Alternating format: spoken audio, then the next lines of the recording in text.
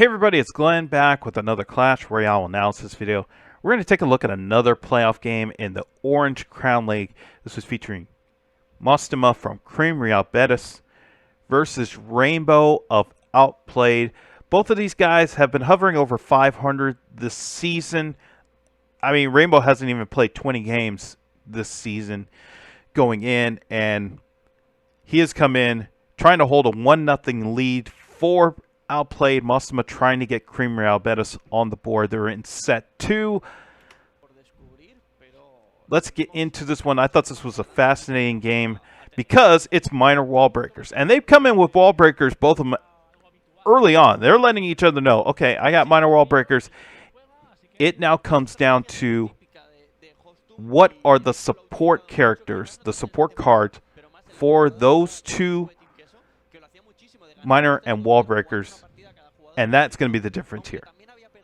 So we see Mostema's coming in with a knight and bats, and here comes minor, and that gets answered by a musketeer. I thought that was really fascinating because that's a 4-3 difference. So Mostema comes in with wall breakers on the opposite side. That gets answered by goblins. Here comes bandit by Rainbow. The knight comes in to answer that.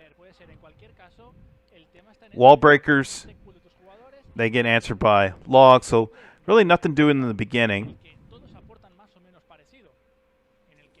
Another minor. Those minions have to come in and stop this tank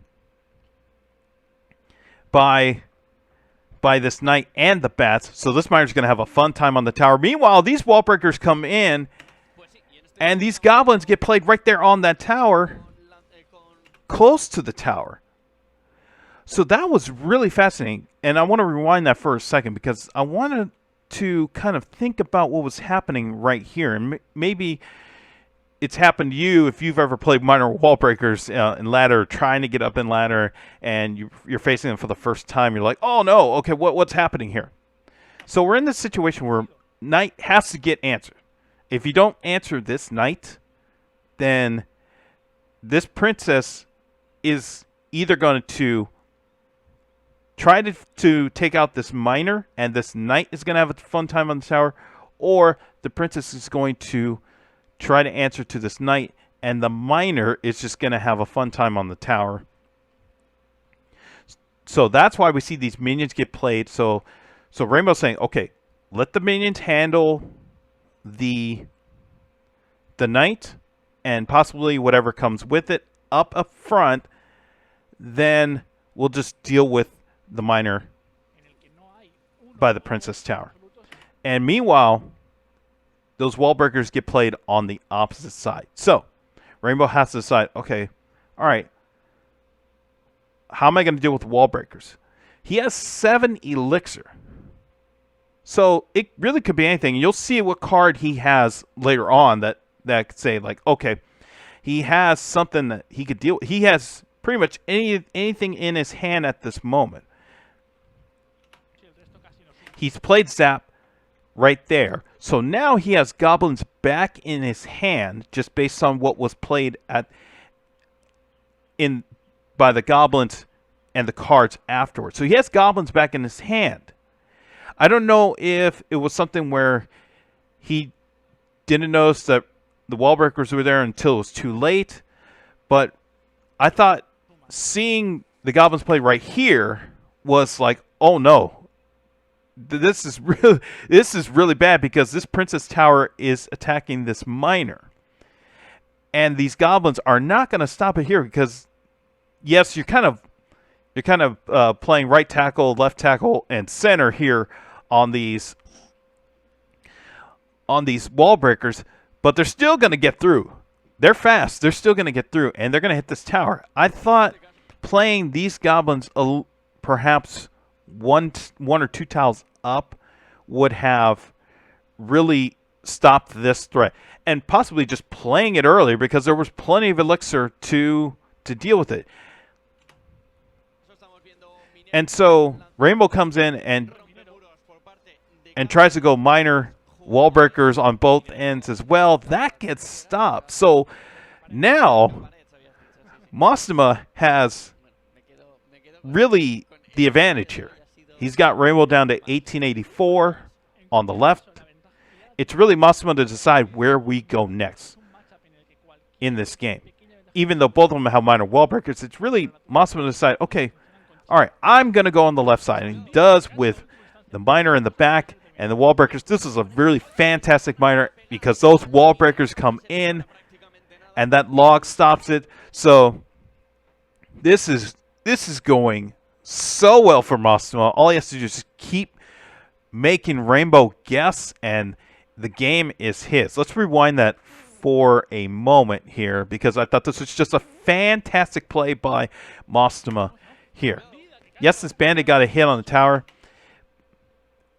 Mostima plays the miner in the back. He had been playing miner in all different directions, and that's something I've seen the pros do a lot. I don't see it in ladder a lot because in ladder I see most miners get played right here in the safe zone because they see, okay, well, if I play it anywhere else, they're going to get tornado over here, or the opposite princess tower is going to attack, as we saw that earlier. But we see with the pros, they're like, okay, I'm going to play here, I'm going to play here, I'm going to play up here to keep their opponent guessing. And this was just fantastic by Mostima because he played it in the back. Those spear goblins have to decide, okay, am I going to deal with the wall breakers up front, or am I going to go to the miner? They walk back and go to the miner, and that's why we had those minions played up front to try to stop those wall breakers. And that's kind of like thinking about what happened earlier in this game where the goblins got played right in front of the princess tower and they couldn't stop the wall breakers in time. Rainbow sensed, I'm presuming Rainbow sensed that and said, okay, I gotta get them earlier. So that's why those minions are played right here to try to smother those wall breakers, and they couldn't.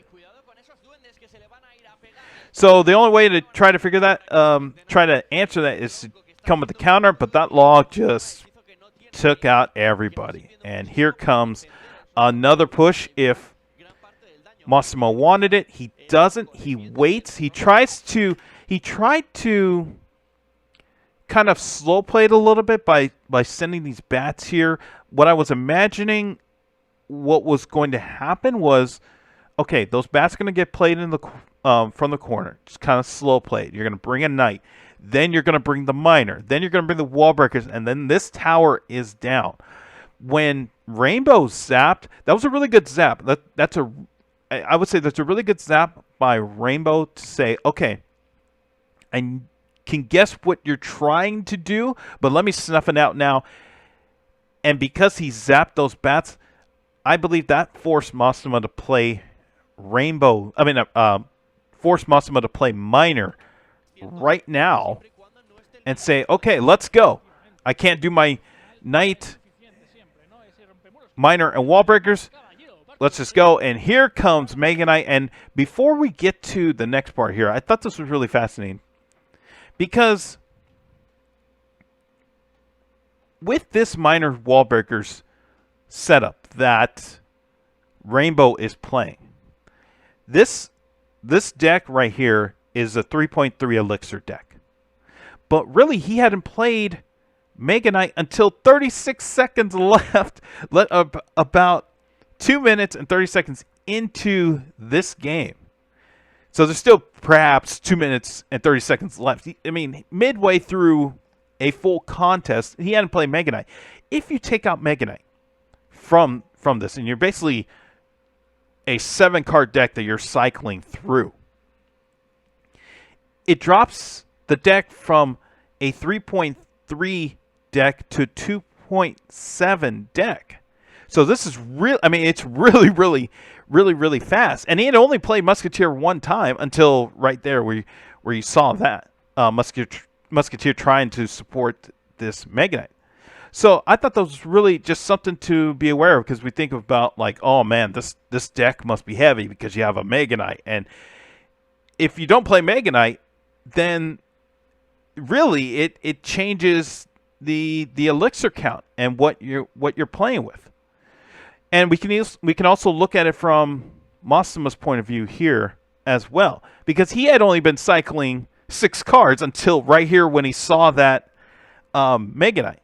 So he'd only been playing Wallbreakers, Spear Goblins, Knight, Bats, Miner, and Log to try to answer it. And that's also because there really was no point to playing an Inferno Tower or the other cards we're going to get to later on. There really is no point in playing that card because everything else was doing its part in answering what Rainbow was doing, and he had a massive lead at this point in the game. I mean, if we look at it, Mastima's 6 cards that he had played up to this point, before the Inferno Tower, that's a 2.2 deck.